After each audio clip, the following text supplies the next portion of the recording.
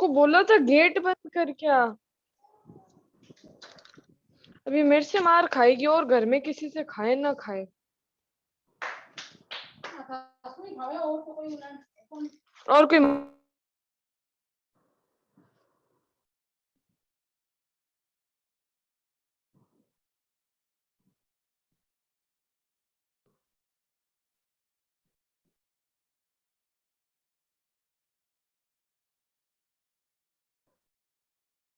Second chapter is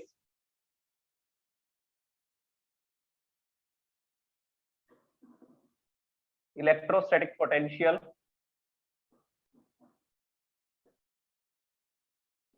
and capacitance.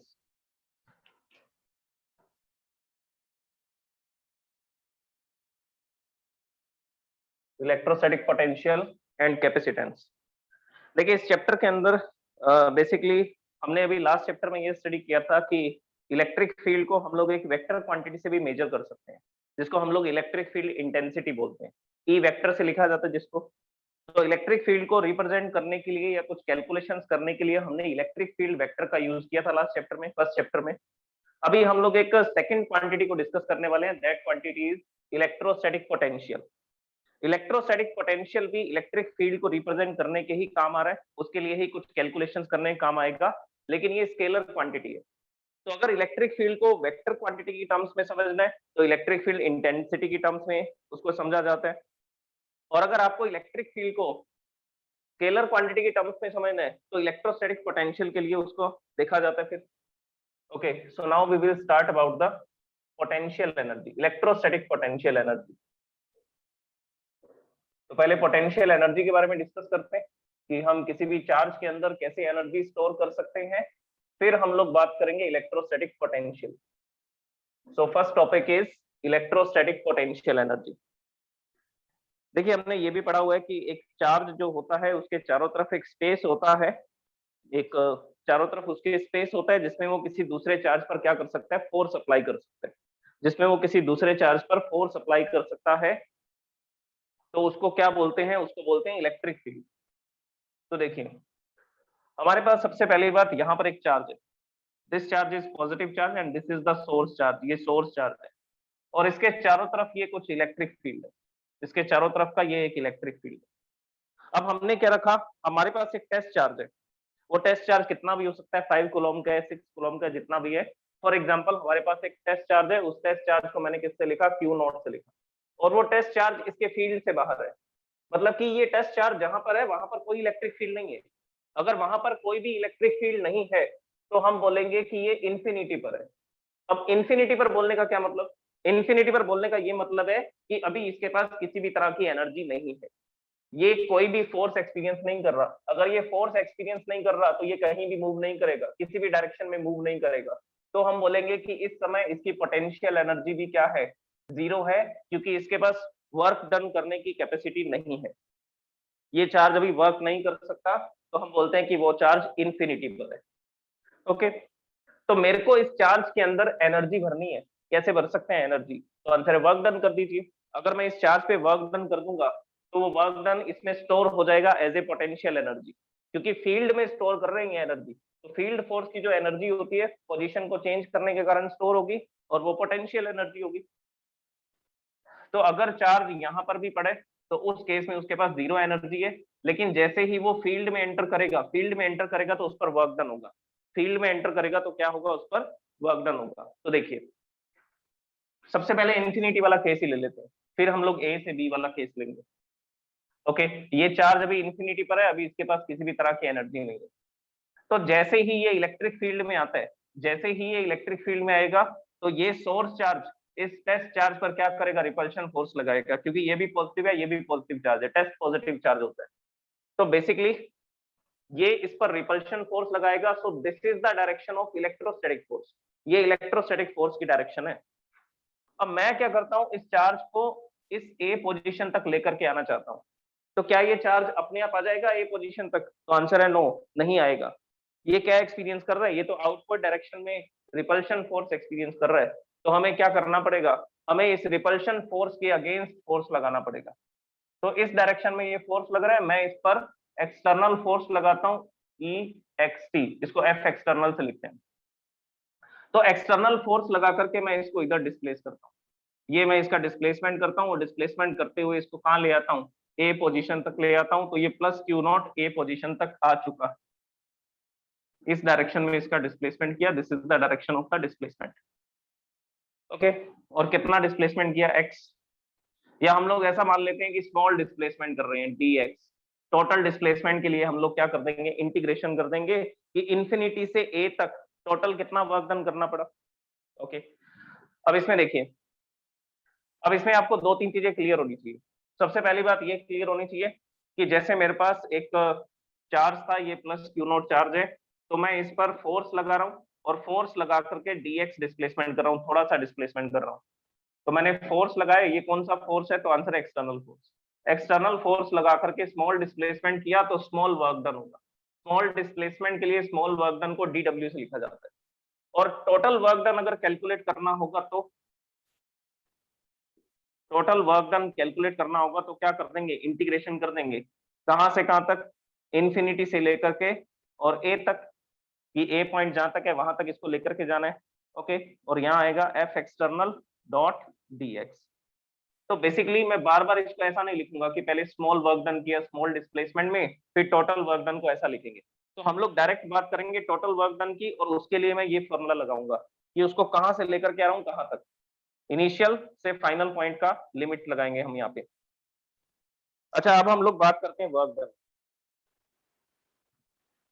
Work done by external force, दोनों तरह के work की बात करेंगे, work done by external force and work done by electrostatic force, उसकी भी बात करते हैं। लेकिन सबसे पहले हम लोग डिस्कस करना चाहते हैं इलेक्ट्रोस्टैटिक पोटेंशियल एनर्जी को। तो उसके लिए हमें लिखना पड़ेगा work done by external force, work done by external force in moving a test charge from infinity to a। Infinity से a तक लाने में कितना वर्क करना पड़ा, तो देखिए लिमिट लगाएंगे इंफिनिटी टू a, फोर्स लिखेंगे यहाँ पे F एक्सटर्नल और dot dx। So this is the total work done from a to infinity to a। तो इंफिनिटी से a तक इस चार्ज को लाने में ये वर्क डन होगा, और ये जो वर्क डन होगा यही तो उसकी चार्ज की क्या होगी, पोटेंशियल एनर्जी होगी। देखिए अब एग्जांपल सुनिए, इस चार्ज को यहां से यहां तक लाने में 10 जूल का वर्क डन करना पड़ा, इसको इंफिनिटी से ए पोजीशन तक लाने में 10 जूल का वर्क डन करना पड़ा। जब ये चार्ज यहाँ पर था तब इसके पास कोई एनर्जी नहीं थी, ये कोई फोर्स एक्सपीरियंस नहीं कर रहा था। लेकिन जब मैं इस चार्ज को यहाँ से यहाँ लेकर के आता हूँ और इस जगह पर लॉक करके रखता हूँ, तो जब तक लॉक करके रखूंगा तब तक ये वर्क डन इसमें किस फॉर्म में स्टोर रहेगा, एज ए पोटेंशियल एनर्जी। इस पोजीशन के कारण इसकी ये एनर्जी है। तो जैसे ही मैं इसको यहां से रिलीज कर दूंगा, जैसे ही मैं इसको यहां से रिलीज कर दूंगा, छोड़ दूंगा, ये इसकी पोटेंशियल एनर्जी किस में बदल जाएगी, ये इसकी पोटेंशियल एनर्जी काइनेटिक एनर्जी में बदल जाएगी। क्यों, क्योंकि ये सोर्स चार्ज इस पर क्या कर रहा है, रिपल्शन फोर्स लगा रहा है। उस रिपल्शन फोर्स के कारण ये इस डायरेक्शन में फोर्स एक्सपीरियंस करेगा और डिस्प्लेस होगा। फोर्स इंटू डिस्प्लेसमेंट, फिर से वर्क डन होगा, और वो वर्क डन इसकी क्या होगी, काइनेटिक एनर्जी। एनीवेज, इसको रिलीज करने के बाद क्या होगा वो हमारा डिस्कशन का टॉपिक नहीं है कि ये पोटेंशियल एनर्जी किस में बदल जाएगी, तो हमें पता है काइनेटिक एनर्जी में बदलेगी। वो हमारा डिस्कशन का टॉपिक नहीं है। हमारा डिस्कशन का टॉपिक है कि इसमें एनर्जी कैसे स्टोर करें, और एनर्जी स्टोर करने का मैंने आपको तरीका बता दिया कि आप इस चार्ज को इंफिनिटी से इस तरफ लेकर के आइए, ए पॉइंट तक उठा करके लाइए, और यहां तक लाने में आपको क्या करना पड़ेगा, एक्सटर्नल फोर्स लगाना पड़ेगा। ये चार्ज इधर रिपेल हो रहा है तो मेरे को इसको ऐसा क्या करना पड़ेगा, इस रिपल्शन फोर्स के अगेंस्ट फोर्स लगाना पड़ेगा। सो this is the work done, this is the work done by the external force. Positive work done है, देख लीजिए पॉजिटिव वर्क डन क्यों है। अब हम बात करते हैं कि कब पॉजिटिव वर्क डन होगा, कब नेगेटिव वर्क डन होगा। देख लीजिए, एक्सटर्नल फोर्स की ये डायरेक्शन है, मैं फोर्स इस डायरेक्शन में लगा रहा हूं और इसी डायरेक्शन में डिस्प्लेसमेंट कर रहा हूं। तो फोर्स और डिस्प्लेसमेंट दोनों की डायरेक्शन कैसी है, सेम है। तो यहाँ पर क्या लिखा जाएगा, यहाँ पर लिखा जाएगा एफ एक्सटर्नल डॉट dx कोस 0 डिग्री। कोस 0 डिग्री कितना होता है, 1। यहाँ पे थीटा 0 आएगा क्योंकि यही एक्सटर्नल फोर्स की डायरेक्शन है और यही डिस्प्लेसमेंट की डायरेक्शन है। इस केस में थीटा आएगा 0, दोनों सेम डायरेक्शन में। और कोस 0 होता है 1, इसीलिए cos 0 को 1 लिखा जाता है। तो मैंने सिर्फ क्या लिखा था, f डॉट dx लिखा था, क्योंकि साथ में आएगा cos 0 की वैल्यू होती है 1। So this is the positive work done by the external force. अब हम बात करते हैं इलेक्ट्रोस्टैटिक फोर्स कैसा वर्क डन करेगा, पॉजिटिव वर्क डन करेगा या नेगेटिव वर्क डन करेगा। तो आंसर है नेगेटिव वर्क डन होगा। क्यों, आप खुद देखो इलेक्ट्रोस्टैटिक फोर्स की डायरेक्शन क्या है। इलेक्ट्रोस्टैटिक फोर्स, ये चार्ज, ये सोर्स चार्ज इस चार्ज को इस डायरेक्शन में रिपेल कर रहा है। सो this is the direction of electrostatic force, ये इलेक्ट्रोस्टैटिक फोर्स की डायरेक्शन है। डिस्प्लेसमेंट कहां कर रहे हैं, डिस्प्लेसमेंट तो इसके अपोजिट डायरेक्शन में कर रहे हैं। तो ये क्यू नॉट चार्ज पर ये कंडीशन बन रही है, इस चार्ज पर ये कंडीशन बन रही है। This is the direction of electrostatic force and this is the direction of displacement. Angle कितना है, एंगल है 180 डिग्री। एंगल कहां से कहां तक का मेजर करना होता है, फोर्स से डिस्प्लेसमेंट का एंगल मेजर करना होता है। सो this is 180 degree. So now I will writing work done by electrostatic force, work done by electrostatic force. So here I will write from infinity to a, this is the displacement, f external dot dx cos 180 degree, cos 180 degree is -1, इसकी value क्या होती है -1। तो यहाँ पर -1 put कीजिए, -1 put करते ही ये इक्वेशन बन जाएगी, limit infinity to a f external dot dx. So work done by electrostatic force in this case is negative. तो इलेक्ट्रोस्टैटिक फोर्स का वर्क डन नेगेटिव है, एक्सटर्नल फोर्स का वर्क डन पॉजिटिव है। और दोनों सेम होंगे क्या, तो आंसर है दोनों सेम ही तो होंगे। जितना वर्क डन इलेक्ट्रोस्टैटिक फोर्स करेगा उतना ही वर्क डन क्या करेगा, उतना ही वर्क डन होगा एक्सटर्नल फोर्स का। तो इसको इसके साथ भी ऐसा भी लिखा जा सकता है। तो वर्क डन को आप ऐसा भी लिख सकते हो एफ एक्सटर्नल डॉट dx, या ये भी लिख सकते हो माइनस एफ इलेक्ट्रोस्टैटिक फोर्स, ये इलेक्ट्रोस्टैटिक फोर्स है डॉट dx। और यही वर्क डन किस में स्टोर होगा, यही वर्क डन चार्ज में स्टोर होगा एज ए पोटेंशियल एनर्जी। तो इसकी पोजीशन को चेंज करने में, किसी इलेक्ट्रोस्टैटिक फील्ड में इसकी पोजीशन को चेंज करने में जो वर्क डन किया जा रहा है, that work done is called electrostatic potential energy. जब ये यहाँ पर था, जब ये यहाँ पर था, जब कोई फोर्स एक्सपीरियंस नहीं कर रहा था, तब इसकी पोटेंशियल एनर्जी 0 थी, क्योंकि ये कोई फोर्स एक्सपीरियंस नहीं कर रहा तो ये मूव ही नहीं कर सकता। फोर्स एक्सपीरियंस नहीं कर रहा तो मूव ही नहीं कर सकता। अगर मूव नहीं कर सकता किसी भी डायरेक्शन में, तो ये इसी जगह पड़ा रहेगा। अगर इसी जगह पड़ा रहेगा तो हम बोलेंगे इसके पास कोई एनर्जी नहीं है, ये चल ही नहीं सकता। Okay, so this is the work done by electrostatic force and work done by external force. अच्छा, अब इसमें एग्जांपल को चेंज करते हैं, एक चार्ज नेगेटिव ले लेते हैं और एक चार्ज लेते हैं पॉजिटिव। उस केस में वर्क डन निकालते हैं, कितने कितने आएंगे। उस केस में वर्क डन कैलकुलेट करते हैं, क्या क्या आने वाले हैं। तो हमारा जो सोर्स चार्ज है, हमारा जो सोर्स चार्ज है वो तो पॉजिटिव ही है, लेकिन जिस चार्ज को हम डिस्प्लेस करने वाले हैं उस चार्ज को मैं नेगेटिव लेने वाला हूँ। अब उसके लिए फिर हम लोग वर्क डन की कैलकुलेशन देखते हैं, क्या आएगी, पॉजिटिव आएगा या नेगेटिव आएगा। इसको इरेज कर देते हैं ताकि इसमें कंफ्यूजन ना हो। बुक्स के अंदर जो भी डेफिनेशंस आपको लिखी हुई मिलेंगी वो पॉजिटिव चार्ज को लेकर के मिलेंगी, क्योंकि ये डेफिनेशंस काफी पुरानी है और उस समय पर इलेक्ट्रॉन्स के बारे में नहीं पता था। तो सारी डेफिनेशंस में कौन से चार्ज को मूव किया गया है, हमेशा पॉजिटिव चार्ज को मूव किया गया है, नेगेटिव चार्ज को तो हिलाया ही नहीं है उसने। सो this is the electric field, ये एक इलेक्ट्रिक फील्ड है, ये सोर्स चार्ज है जिसके कारण से इलेक्ट्रिक फील्ड बन रहा है। अब हमारे पास एक नेगेटिव चार्ज है, so here this is the negative charge. ये नेगेटिव चार्ज इसके फील्ड से बाहर है, फील्ड से बाहर है तो इंफिनिटी है, इसकी एनर्जी 0 है, इसकी एनर्जी 0 है।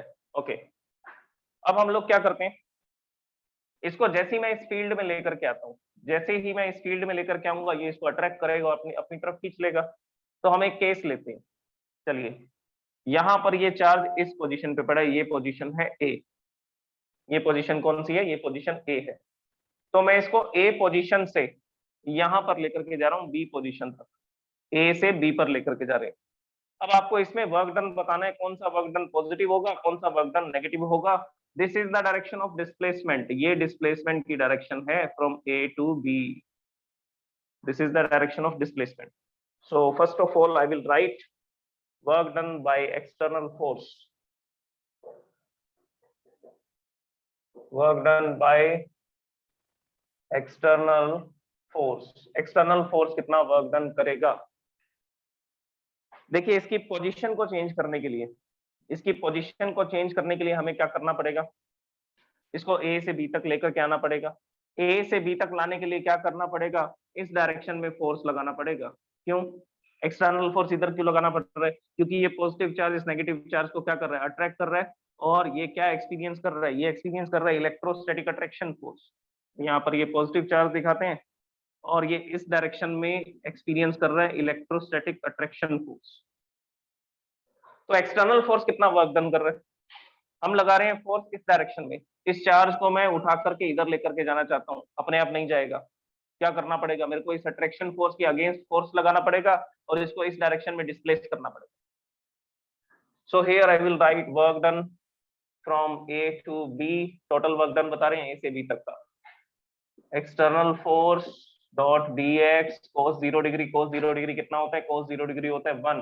तो एक्सटर्नल फोर्स जो वर्क कर रहा है वो पॉजिटिव वर्क डन है. एक्सटर्नल फोर्स जो वर्क डन कर रहा है वो पॉजिटिव वर्क डन कर रहा है. इस केस में इधर से इधर दूर जाने पर पॉजिटिव वर्क डन हो रहा है, उसमें इधर आने पर पॉजिटिव वर्क डन. ओके. अच्छा, अब ये पॉजिटिव वर्क डन से क्या होगा? इसकी पोटेंशियल एनर्जी डिक्रीज हो जाएगी या इंक्रीज हो जाएगी? तो आंसर है इसकी पोटेंशियल एनर्जी डिक्रीज हो जाएगी. यहां पर इसकी पोटेंशियल एनर्जी ज्यादा होगी. क्यों? क्योंकि प्लस और माइनस, देखो पोटेंशियल एनर्जी का मैं आपको फॉर्मूला बता देता हूँ. पोटेंशियल एनर्जी का फॉर्मूला होता है k q1 q2 divide by r. पहला चार्ज, दूसरा चार्ज और इनके बीच की डिस्टेंस. तो आप बताओ कि यहाँ से यहाँ तक की डिस्टेंस कम है कि यहाँ से यहाँ तक की डिस्टेंस कम है? तो आंसर है फर्स्ट वाले केस की डिस्टेंस कम है. तो जब चार्ज ए पॉइंट पर होगा तो डिस्टेंस कम होगी, इस सिस्टम की पोटेंशियल एनर्जी ज्यादा होगी. और प्लस और माइनस चार्ज के बीच में जो इलेक्ट्रोस्टैटिक पोटेंशियल एनर्जी होती है, देखो अट्रैक्शन फोर्स की जो पोटेंशियल एनर्जी होती है ना, वो नेगेटिव पोटेंशियल एनर्जी होती है. तो अब मैं इस सिस्टम की बात कर रहा हूँ. ये पॉजिटिव चार्ज और यहाँ पर पड़ा है नेगेटिव चार्ज. तो ये पॉजिटिव चार्ज और नेगेटिव चार्ज, इस सिस्टम की पोटेंशियल एनर्जी थी -20 जूल. -20 जूल की पोटेंशियल एनर्जी है इस सिस्टम की. तो मैंने क्या किया? इस चार्ज को उठा करके ए से बी पर ले गया. ए से बी पर ले जाने में मेरे को वर्क डन करना पड़ा 5 जूल का. देखो पॉजिटिव वर्क डन है, ये भी बताया मैंने आपको. एक्सटर्नल फोर्स हम इस डायरेक्शन में लगा रहे हैं, एक्सटर्नल फोर्स हम इस डायरेक्शन में लगा रहे हैं और डिस्प्लेसमेंट भी इसी डायरेक्शन में हो रहा है. तो एक्सटर्नल फोर्स का वर्क डन पॉजिटिव है. और ये वर्क कितना किया मैंने? 5 जूल का. तो बी पोजीशन पर इसकी पोटेंशियल एनर्जी कितनी हो जाएगी? तो आंसर है बी पोजीशन पर इसकी पोटेंशियल एनर्जी हो जाएगी -20 + 5, सो -15 जूल. तो यहां पर इसकी पोटेंशियल एनर्जी है -15 जूल, -15 जूल. तो जब आप ऐसा सिस्टम लेते हो जिसमें एक पॉजिटिव चार्ज है, एक नेगेटिव चार्ज है, तो उनके अट्रैक्शन फोर्स के कारण उनकी जो एनर्जी होती है, जिसके कारण से वो एक दूसरे के पास में रुके हुए हैं, वो पोटेंशियल एनर्जी नेगेटिव होती है. तो हम जब वर्क डन करते हैं तो वो कैसा वर्क डन करते हैं? हम वर्क डन करते हैं पॉजिटिव, उसको दूर ले जाने में. तो जो पॉजिटिव वर्क डन होगा उस वजह से इसकी पोटेंशियल एनर्जी कम हो जाएगी. अब आप मेरे को बता सकते हैं कम होते होते कितनी हो सकती है?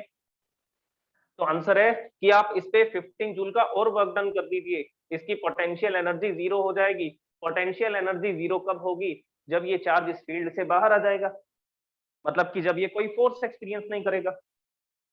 तो पॉजिटिव और नेगेटिव चार्ज का जो सिस्टम होगा उसकी पोटेंशियल एनर्जी नेगेटिव होगी. तो जब आप वर्क डन करेंगे तो उससे उसकी पोटेंशियल एनर्जी डिक्रीज हो रही है या इंक्रीज हो रही है? तो आंसर है इंक्रीज हो रही है. -20 से -15 हो गई तो इंक्रीज हुई, -15 से 0 हो गई तो इंक्रीज हुई. तो पोटेंशियल एनर्जी को बोला जाएगा कि पोटेंशियल एनर्जी इंक्रीज ही हो रही है. और मैक्सिमम कितनी हो सकती है इस केस में? मैक्सिमम इस केस में पोटेंशियल एनर्जी 0 हो सकती है. 0 होने का मतलब है कि ये नेगेटिव चार्ज इस फील्ड से बाहर आ चुके हैं. एनीवेज, अब हम लोग लिखते हैं work done by electrostatic repulsion force. Work done by electrostatic attraction force. Electrostatic attraction force कितना वर्क डन करेगा? So here limit is from A to B, A से बी पर लेकर के जा रहे हैं उसको। इलेक्ट्रोस्टैटिक फोर्स काम कर रहा है इस डायरेक्शन में, this is the direction of electrostatic force and displacement in this direction, ये डिस्प्लेसमेंट की डायरेक्शन, एंगल कितना है, एंगल है 180। So here we will write cos 180, cos 180 कितना होता है -1। So this is total work done from A to B, F electrostatic dot dx. So this is the work done by the electrostatic force in this case. इस case में ये negative होगा और external force का जो work done होगा वो positive. लेकिन इसमें आपको ये याद रखना है कि पॉजिटिव और नेगेटिव चार्ज के सिस्टम की पोटेंशियल एनर्जी नेगेटिव होती है। इस सिस्टम की पोटेंशियल एनर्जी नेगेटिव थी, तो जब आप इस चार्ज को दूर लेकर के जाओगे उस समय पर आप इस पे पॉजिटिव वर्क डन करोगे अकॉर्डिंग टू दिस। तो पॉजिटिव वर्क डन से क्या होगा, इस सिस्टम की पोटेंशियल एनर्जी इंक्रीज हो जाएगी, -20 से -15 हो गई, इंक्रीज हो गई। ओके, क्लियर है सबको? हैंड रेज कर दीजिए। फिर मैं दोबारा से पॉजिटिव चार्जेस का सिस्टम लेता हूँ और उसको एक्सप्लेन करता हूँ। वेरी गुड, क्या बात है। ओके, अब हम लोग फिर से पॉजिटिव चार्जेस का ही सिस्टम लेते हैं और पोटेंशियल एनर्जी के डिफरेंस के बारे में डिस्कशन करते हैं। पोटेंशियल एनर्जी का डिफरेंस क्या होता है और इसकी डेफिनेशन को भी लिखूंगा फिर मैं। तो पहले पोटेंशियल एनर्जी के डिफरेंस को समझते हैं, फिर हम लोग डेफिनेशन को लिखते हैं। पोटेंशियल एनर्जी की डेफिनेशन, अभी हम लोग पोटेंशियल के बारे में तो डिस्कस ही नहीं कर रहे हैं, पोटेंशियल एनर्जी के बारे में डिस्कस कर रहे हैं। थोड़ा सा डिफरेंस है पोटेंशियल एनर्जी में, इलेक्ट्रोस्टैटिक पोटेंशियल एनर्जी में और इलेक्ट्रोस्टैटिक पोटेंशियल में, माइनर सा डिफरेंस है। जब पर यूनिट चार्ज ऐड कर देंगे डेफिनेशन में तो इलेक्ट्रिक पोटेंशियल आ जाएगा। So now we will discuss electrostatic potential energy difference. चलो डिफरेंस बनाते हैं, फिर पहले तो डिफरेंस बनाना पड़ेगा। कैसे बनाएंगे? तो यहाँ हम लोग इसको रिप्रेजेंट करते हैं, this is the source charge, और इस सोर्स चार्ज के चारों तरफ ये इसका इलेक्ट्रिक फील्ड। ठीक है भैया, ये इसका इलेक्ट्रिक फील्ड हो गया। और इस इलेक्ट्रिक फील्ड में एक चार्ज ऑलरेडी यहाँ पर पड़ा है, ये Q0 टेस्ट चार्ज है। ये कौन सी पोजीशन पर है? ये है ए पोजीशन पे। अब हम इसको डिस्प्लेस करेंगे, कौन सी पोजीशन तक? बी पोजीशन तक। तो बी पोजीशन तक डिस्प्लेस करने के लिए क्या करना पड़ेगा? सबसे पहली बात, ये किस तरफ रिपल्शन फोर्स एक्सपीरियंस करेगा? आउटवर्ड डायरेक्शन में। ये बोलेगा कि जा मेरे फील्ड से बाहर जा, ये इसको रिपेल कर रहा है आउटवर्ड डायरेक्शन में। सो this is the direction of electrostatic force, electrostatic repulsion force. और हम इस ऑब्जेक्ट को, इस चार्ज को ए से बी पोजीशन तक लाना चाहते हैं। तो ए से बी पोजीशन तक लाने में क्या करना पड़ेगा? ये अपने आप तो आएगा नहीं, हमें लगाना पड़ेगा एक्सटर्नल फोर्स। किसके अगेंस्ट लगाना पड़ेगा? तो आंसर है इलेक्ट्रोस्टैटिक फोर्स के अगेंस्ट। तो इलेक्ट्रोस्टैटिक फोर्स के अगेंस्ट मैं रिपल्शन फोर्स लगाऊंगा। रिपल्शन फोर्स लगाने, सॉरी, मैं इस पर क्या करूंगा? इलेक्ट्रोस्टैटिक रिपल्शन फोर्स के अगेंस्ट क्या लगाऊंगा? एक्सटर्नल फोर्स लगाऊंगा। एक्सटर्नल फोर्स लगा करके मैं इस डायरेक्शन में डिस्प्लेसमेंट करने वाला हूं, ए से बी तक। अब ए से बी तक इसको लाने में हमें पता है वर्क डन तो करना ही पड़ेगा, क्योंकि अभी हमने कैलकुलेट किया था, अभी मैंने ये लिखा था work done by external force. External force कितना वर्क डन करेगा? ये वर्क डन करेगा ए से बी तक। क्या लिखेंगे? F external dot D X. Cos 0 लिखने की जरूरत नहीं है, कोस 0 1 होता है। एफ एक्सटर्नल और डिस्प्लेसमेंट दोनों सेम डायरेक्शन में, तो यहाँ पर कोस 0 आएगा। सो this is the positive work done. अब देखो इससे क्या होगा? इससे ये होगा कि हमने फॉर एग्जांपल इस पे वर्क डन किया 10 जूल का। यहाँ पर चार्ज के पास, अब एग्जांपल सुनो, यहाँ पर चार्ज के पास पोटेंशियल एनर्जी थी 2 जूल की। तो जब मैं इसको यहाँ से रिलीज करता था तो ये बाहर की तरफ जाता था 2 जूल की काइनेटिक एनर्जी से। जब मैं इस चार्ज को यहाँ से रिलीज करूंगा, बी पॉइंट से रिलीज करूंगा, तो क्या होगा? यहाँ पर इसकी एनर्जी कितनी होगी बता सकते हैं? पहले इसके पास 2 जूल की एनर्जी थी, अब मैंने इसके ऊपर 10 जूल का वर्क कर दिया, तो पोटेंशियल एनर्जी का डिफरेंस कितना हो गया? तो पोटेंशियल एनर्जी कितनी इंक्रीज हो चुकी है? So increase in potential energy is 10 joule. 10 joule potential energy इसकी बढ़ गई, तो यहाँ पर इसकी एनर्जी होगी 12 जूल। तो जब मैं चार्ज को यहाँ से रिलीज करता हूँ, वो 2 जूल की पोटेंशियल एनर्जी 2 जूल की काइनेटिक एनर्जी की टर्म्स में दिखाई देती है। फिर जब मैं चार्ज को यहाँ से रिलीज करता हूँ तो मैं देखता हूँ कि ये 12 जूल की एनर्जी से बड़ी तेजी से इस फील्ड से बाहर जाता है, तो इसकी काइनेटिक एनर्जी ज्यादा है। तो मैंने इस एक्सपेरिमेंट में ये समझा कि इस पोजीशन पर इसके पास ज्यादा एनर्जी है। वो एनर्जी कहाँ से आई? तो आंसर है कि आपने क्या किया, इलेक्ट्रोस्टैटिक फोर्स के अगेंस्ट वर्क किया। वो वर्क किसकी क्या बन गई? Potential energy. तो इन दोनों का डिफरेंस बताओगे आप? पोटेंशियल एनर्जी का difference, potential energy at A and potential energy at B. तो क्या मैं इसको यहाँ पर ये भी लिख सकता हूँ क्या? Potential energy at B minus potential energy at A. So ये यूबी माइनस यूए को क्या लिख सकते हैं? Change in potential energy, difference in potential energy of point A and B. तो फॉर्मूला में हम अब ये भी ऐड कर देंगे कि किसी चार्ज को, ये कौन सा पॉइंट है? तो आंसर है लो पोटेंशियल एनर्जी का पॉइंट है। ये कौन सा पॉइंट है? ये हाई पोटेंशियल एनर्जी का पॉइंट है। तो किसी भी चार्ज को लो पोटेंशियल एनर्जी के पॉइंट से हाई पोटेंशियल एनर्जी के पॉइंट तक लाने में जितना आप वर्क डन करोगे, वही वर्क डन किसके बराबर होगा? पोटेंशियल एनर्जी के डिफरेंस के बराबर होगा। उन दोनों पॉइंट्स की पोटेंशियल एनर्जी के डिफरेंस के बराबर होगा। 12 माइनस 2 कर लो, 10 जूल आएगा। तो पोटेंशियल एनर्जी में कितना चेंज आया? 10 जूल का। क्यों आया? क्योंकि हमने वर्क डन ही 10 जूल का किया था। तो अब हम इसकी डेफिनेशन लिखने के काबिल हो चुके हैं, तो डेफिनेशन लिखते हैं इलेक्ट्रोस्टैटिक पोटेंशियल एनर्जी डिफरेंस की। The work done in moving a charge, अभी मैंने यूनिट चार्ज नहीं लिखा, जब मैं पर यूनिट चार्ज लिख दूंगा तब वो पोटेंशियल की डेफिनेशन बन जाएगी। The work done in moving a charge Q from the point of low potential energy, from the point of low potential energy to the point of high potential energy.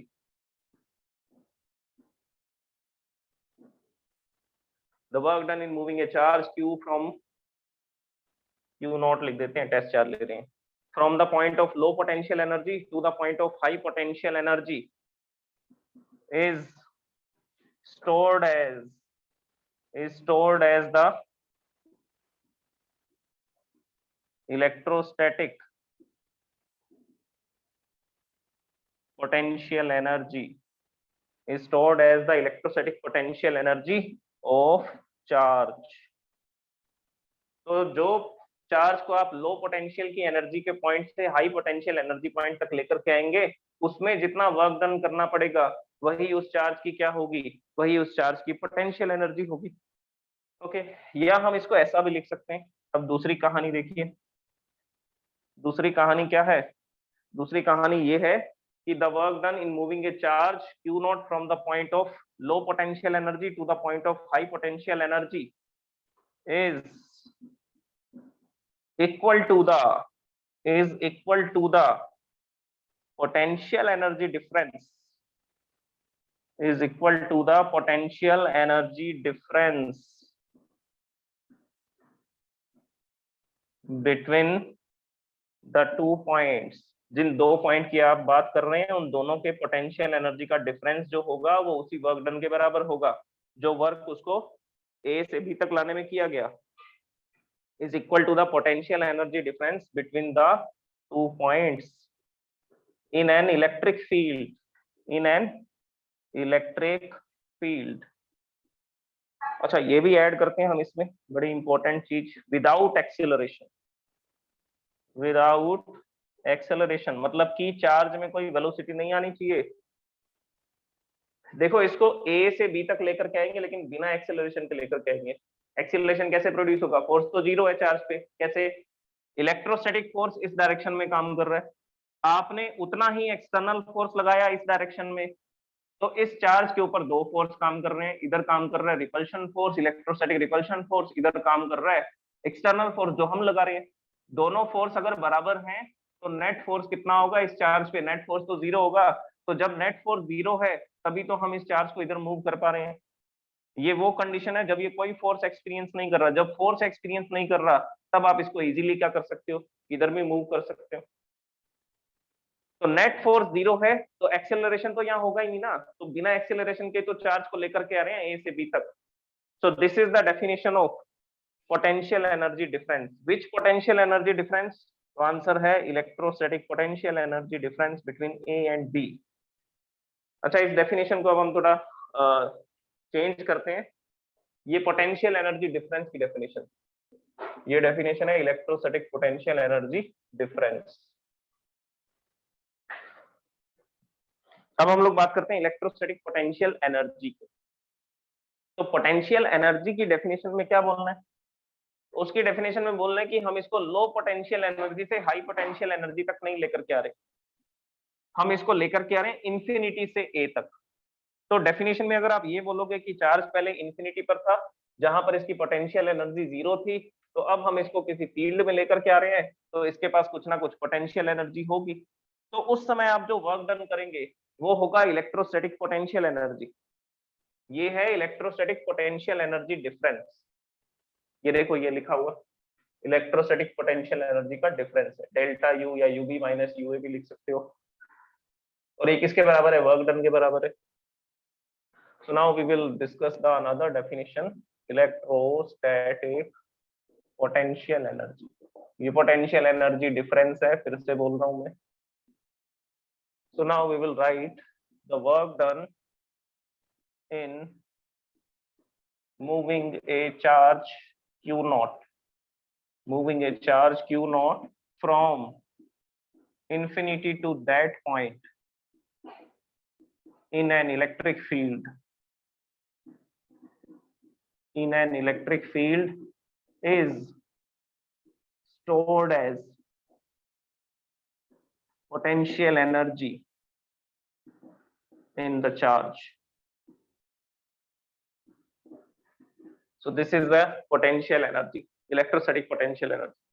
तो किसी भी charge को देखिए, ये diagram बनाया था सबसे पहला मैंने, जब ये एक्सप्लेन करना स्टार्ट किया था तब हमने सबसे पहले यही बात की थी कि चार्ज इंफिनिटी पर है, अभी इसकी पोटेंशियल एनर्जी 0 है। तो आप इसको ऐसा भी लिख सकते हो, U infinity is 0, potential energy at infinity is 0। अब इस चार्ज को इंफिनिटी से इस ए पॉइंट तक लेकर के आ रहे हैं, तो यहां तक लेकर के आने में कुछ वर्क डन करना पड़ेगा, वो वर्क डन इसकी पोटेंशियल एनर्जी बन जाएगी। अच्छा, अब इसको इस टर्म्स में लिखना है, कैसे लिखें? फॉर्मूला के टर्म्स में लिखना है इस सारी चीज को, तो लिख के बताते हैं। देखो क्या होगा, देखिए इसमें हम लोग बात करेंगे अब work done from infinity to A. कौन वर्क डन कर रहा है? तो आंसर है एक्सटर्नल फोर्स वर्क डन करेगा, अपने आप तो ये चार्ज आएगा नहीं इलेक्ट्रिक फील्ड में, पकड़ करके लाना पड़ेगा इसको, F dot D X.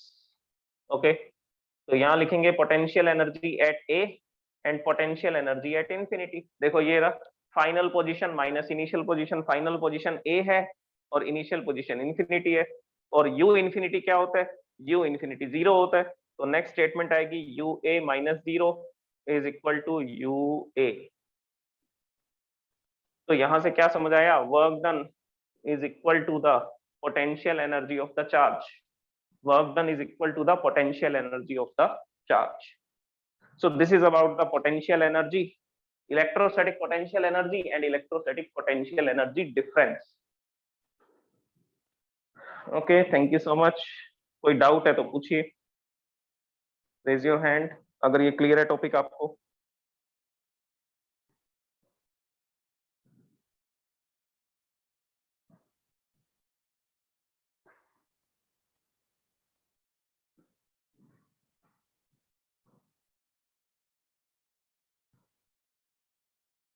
Okay, bye bye.